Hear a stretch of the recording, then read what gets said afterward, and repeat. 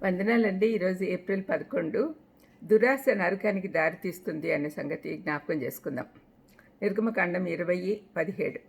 నీ పొరుగువాని ఇల్లు ఆశింపకూడదు. నీ పొరుగువాని భార్యనైనను, అతని దాసునైనను, అతని దాసినైనను, అతని ఎద్దునైనను, అతని గాడిదనైనను, నీ పొరుగువాని దగ్గర దేన్నైనను ఆశింపకూడదు అని చెప్పాను. మోషే ద్వారా దేవుడు ఇజ్రాయేళ్లకు ఇచ్చిన 10 ఆజ్ఞలలో ఇది 10వ ఆజ్ఞ. దురాశ అంటే ఇతరులకు చెందినవి మనకు కావాలని ఆశించుట. పొరుగువాని వస్తువులు బాగున్నాయని మెచ్చుకొలుతూ చూడడం కాదు, కానీ అవి మనకు కావాలని కోరుకొనుట. వారికి ఉన్నవి మనకు లేవే అని కోపంతో కూడిన అసూయ ఉంటుంది. ఇహలోకపరమైనవేవి మనుషులకు ఎక్కువ కాలం సంతోషం ఉంచలేవు అనే సంగతి మనం గ్రహించాలి. దేవుడొక్కడే మనకు సమస్తము సమకూర్చగలవాడు కాబట్టి నిజమైన సంతృప్తి ఆయనలోనే దొరుకుతుంది. ఇతరులది ఏదైనా నువ్వు ఆశిస్తూ ఉన్నప్పుడు అది కేవలం నీకు అత్యవసరమైనదా అని ఆలోచించు.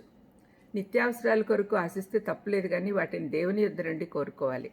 ఉదాహరణకు, పొరుగువాని విజయాన్ని బట్టి నీకు కూడా అలాంటి విజయం కావాలని ఆశించినప్పుడు అది అతని యొద్ద నుండి తీసుకోవాలని కాదు, కానీ అలాంటి విజయం నీకు కూడా కావాలని దేవుణ్ణి అడగచ్చు. అంతేగాని అతనిపై కోపము అసూయ పెంచుకోకూడదు. 1 కొరింథీయులు 6:9-10లో పౌలు మోసపోకుడి, జారులైనను, దొంగలైనను, లోబులైనను ఇలా ఎన్నో విషయాలు రాశాడు, ఎన్నో తప్పులు. అవన్నిటి రాసి దాంట్లో లోభత్వం కూడా రాశాడు. దేవుని రాజ్యానికి వారసులు కానేరరు అన్నాడు. లోబులు అంటే దురాశపరులు. తమ పాపాన్ని ఒప్పుకోకపోతే నరకానికి పోతారని అర్థం. అయితే ఈ లోకంలో అటువంటి వారిని ఆదరిస్తారు. ధనికులను, ఇతరులను దోచుకుని సంపద పోగు చేసుకునే వారిని గౌరవించుట ఇహలోకవాసుల ఆచారం. ఇటువంటి వారు తాము కోరుకున్నది పొందుకున్నట్టుకు చాలా కృషి చేస్తారు. అది దక్కించుకున్నప్పుడు గొప్పలు చెప్పుకుంటారు. అప్పుడు వారి తోటివారు వారిని ఆశీర్వదించబడినవారు అని పిలుస్తారు. మనము దుష్ట యుగంలో ఉన్నాం. కీర్తన 10:3లో దుష్టులు తమ మనో అభిలాషను బట్టి అతిశయపడుదురు, లోబులు యెహోవాను తిరస్కరింతురు అని కీర్తనకారుడు అంటున్నాడు. కోరుకున్నది దొరకకపోతే దిగులు చెందుతారు, విసుగు చెందుతారు. దురాశపరులు పాపం చేస్తున్నారు. వారి కోరికలు దేవుడు తీర్చడు. వారు ఎప్పుడు సంతృప్తి చెందరు, ఎందుకంటే ఒకటి తర్వాత ఒకటి కొత్త కోరికలు పుడుతూ ఉంటాయి.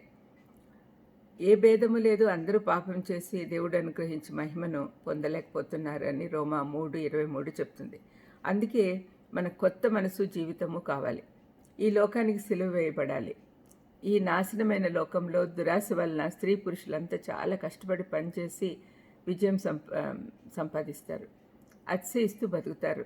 దురాశ వలన లక్షలాది మంది ప్రజలను నరక మార్గంలోకి వెళ్తూ ఉన్నారు.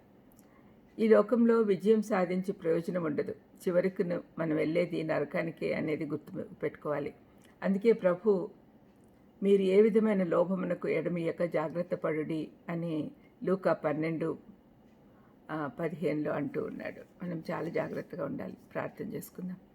దయామేడ, ఈ లోభత్వము లేక దురాశ పెద్ద పాపమని అందరూ అనుకోవటం లేదు నాయన.